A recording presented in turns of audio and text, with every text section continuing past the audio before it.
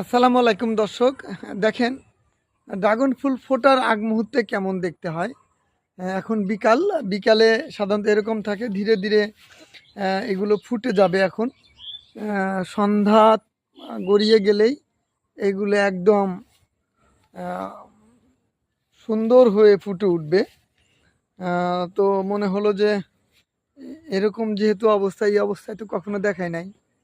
তো দেখেন এরকম কি পরিমাণ সারা বাগানেই এরকম আজকে ফুটছে। আমরা ইনশাল্লাহ রাত্রে আসব এইগুলোর পরাগায়ন করতে। আল্লাহ যদি বৃষ্টির অবস্থা ভালো রাখে তাহলে ইনশাল্লাহ আমরা আজকেই আসবো রাত্রে এইগুলো সব পরাগায়ন করতে।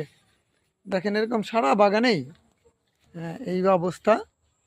সারা বাগানে এইভাবে ফোটার আগে কলি, মানে যদি একটু কাছে থেকে দেখেন এই যে এরকম এটা ফুটে যায়, ফুটে একদম বের হয়ে যাবে।